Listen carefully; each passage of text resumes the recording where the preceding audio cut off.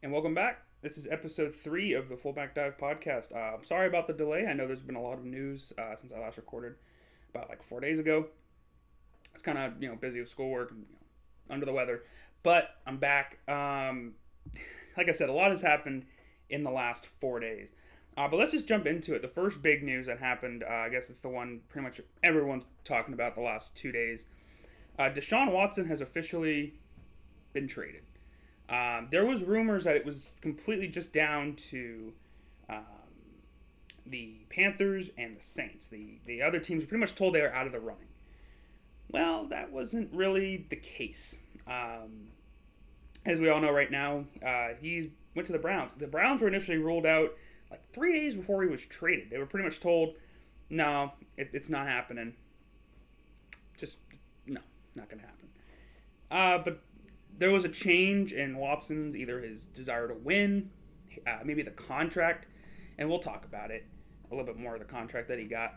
But he decided to waive his no-trade clause for the Browns, so the Browns are trading like 3 first-round picks, a third, and a fourth to the Browns, or to the Texans for Watson, and a fifth in like 2024. So, again, as I've said previously, should he be playing? You can argue that. I think that the one thing that rubs me the wrong way, personally, is the contract is fully guaranteed. 5-year, 230. He's getting the money. It's pretty much all guaranteed. But what the Browns did, and this was the only real issue I had, well, a lot of issues, but the one core issue I think everyone has, and it's my number one issue, is they loaded the contract up to the future. So his base salary this season is only $1 million. So if he were to get suspended, which is very likely, considering he has the 22, I think, civil cases against him. If he gets suspended, it's out of $1 million, which I just think is not how you do it. I think if when you have that many civil cases, there's a strong likelihood something happened. And to the way they manage that contract, I personally don't like. I think it rubs me the wrong way. That's just my personal opinion. I know it's not football, but just felt that would be me. Again, there's a lot better people to talk about the legal situation. I don't know it. I'm not going to pretend to know it. The research I would do, even if I did it, is not up to whatever people. So there are people who are much better to talk about than me. But from a football perspective, it's a great move for Cleveland. They move on from Baker, who, whatever you feel about Baker, his talent level, Watson's better. Top 5 quarterback when he plays. So is it worth throwing, some would say, your morality out of the door for a quarterback? Again, that's for the Browns to decide. And they decided ultimately that they wanted it. But let's talk about the teams that didn't get Watson. Yes, Cleveland got him, but the teams that didn't, I think. Carolina, they were ruled out about a day before the decision made. I don't think they had the pitch, personally. I think the team's a little too unstable for a guy like Watson. He wouldn't want to go there. I mean, Matt Rule has had a really rocky 2 years, hasn't really been able to produce with what a lot of people would say is a pretty good roster. They had a really good draft class last year, my personal favorite, and they didn't really succeed with it. Sam Darnold wasn't it. Neither was P.J. Walker. Cam Newton did his best, but just couldn't really provide the spark they needed. I don't know. Panthers they're in limbo. The Saints, they cleared a bunch of cap. They had like $30 million. They keep doing it. Who knows if cap is real or not. The Saints have proven they can just push it off into the future and really not worry about it. Again, personally, I'm not huge on it. The Falcons, they were the favorite. Actually, there was a report that they pretty much thought they had it. But again, something happened in that last 20 hours where he changed his mind. And ultimately, the Falcons were the one kind of just left holding the bag. Now, the funny thing is Matt Ryan was not happy. And probably rightfully so. I mean, he still thinks he has a few years left. And I mean, you probably have a good point if he does. But I think it was a kind of a mismanagement by the Falcons. They probably went all in, but there was something in the guarantees or just didn't have the right pitch for Watson. At the end of the day, Watson chose Cleveland. Right decision, who knows how it'll pan out. It could pan out in a lot of ways. He could get suspended for a year. So we don't know. Again, that's my take on it. That's as much as I'm willing to go into it.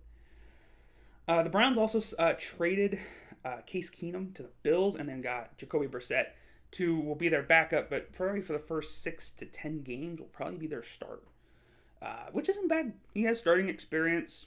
New England, he started a few games. Miami, Indianapolis, he almost started a full season. He started a few games for Miami last season when Tua was hurt. Not a bad quarterback to have, as a guy. And then the other big trade, Devante Adams. Now, this one came way out of left field.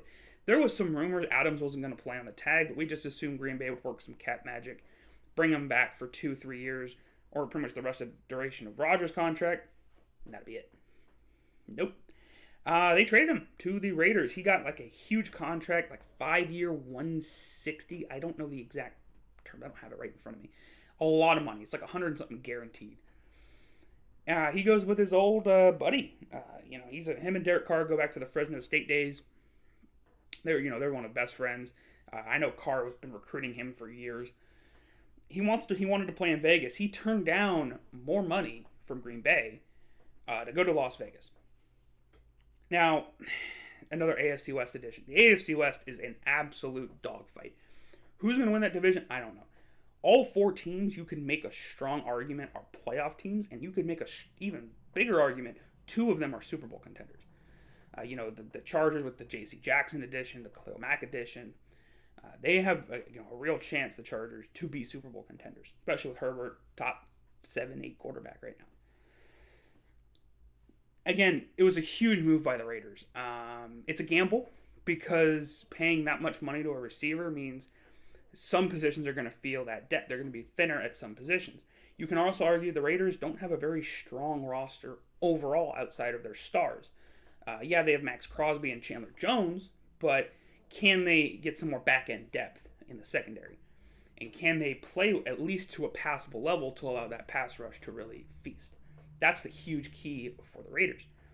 However, a really strong roster, I would say. I think they're a playoff team. I think Carr is kind of underrated. He gets that. He's kind of like what I would give is that Stafford vibe when he was in Detroit. A quarterback who he's been on some pretty bad teams, but hasn't really had the help that a lot of guys have gotten in the NFL. And I think seeing him with a true number 1 on the outside is going to be really fun to see. So those are the 2 huge trades. I'm going to go over some more free agency news, but this is kind of a shorter episode. I just wanted to make sure, I was still on the pace. Sometime this week, middle of this week, maybe near the end, Thursday, Friday, I'm going to release my free agency grades because it's going to be about a week in.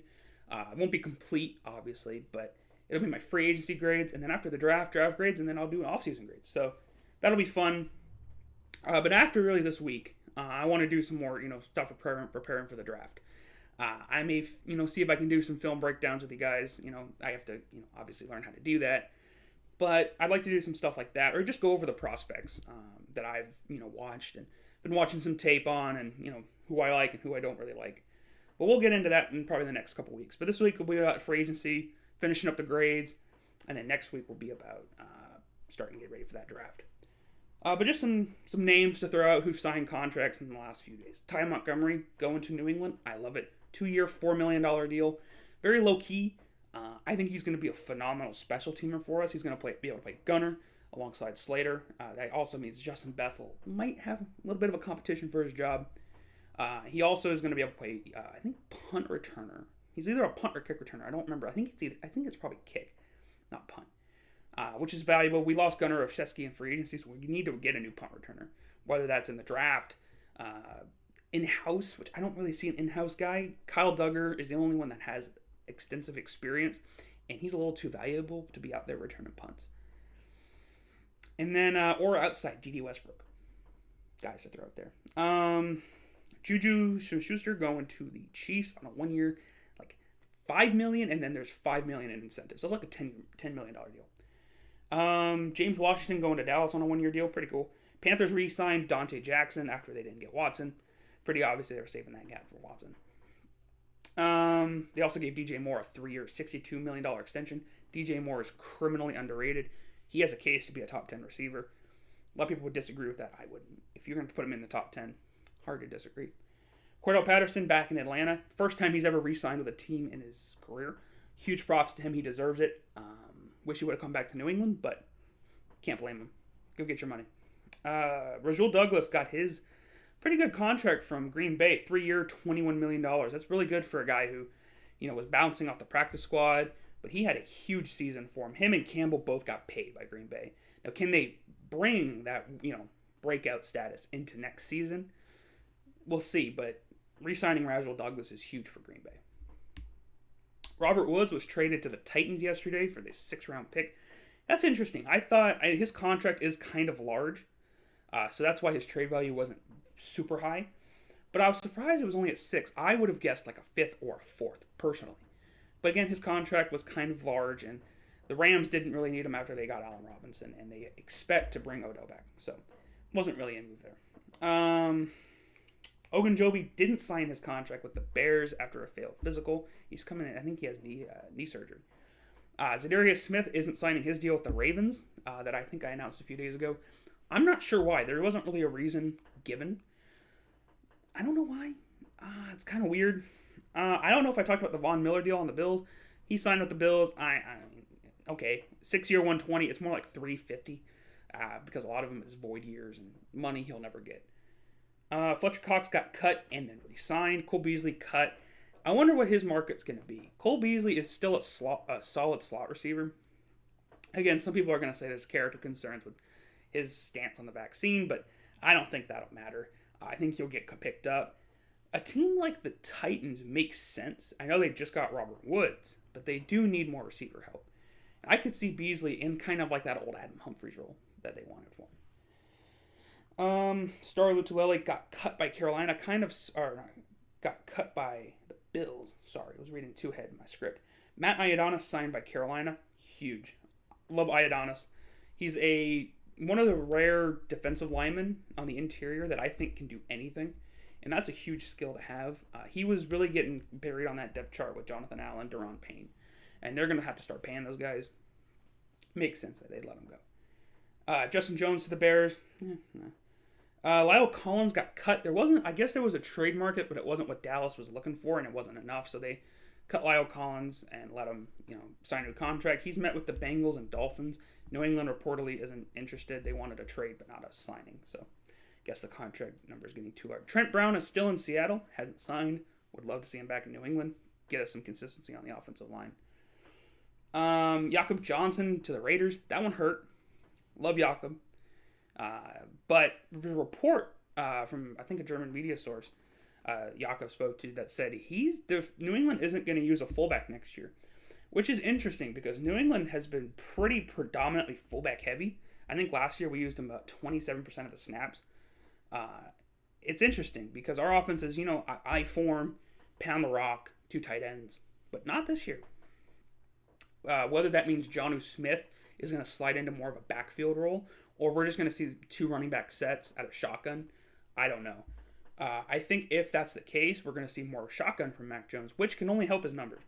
He wasn't really in shotgun much last season. I don't know the percentages. I'd have to look that up. But if I had to guess, probably like only 35 to 40% of the time. He was under center a lot, and that's good from a young quarterback, but you want, in today's game, to be able to go into the shotgun when needed, especially when you're down by 7. And if you can't, it really limits your offense. And that could be one of the things you say bad about Mac. I wouldn't say it personally. I don't think it's that big of a deal. However, going into the shotgun can only help Mac in the long term, so I'm not mad about it. Jets trade Blake Cashman to Houston. Pretty big pickup for Houston. They need a linebacker. They cut all of their linebackers, so they need something. And I like Cashman's potential, but he hasn't really reached it yet.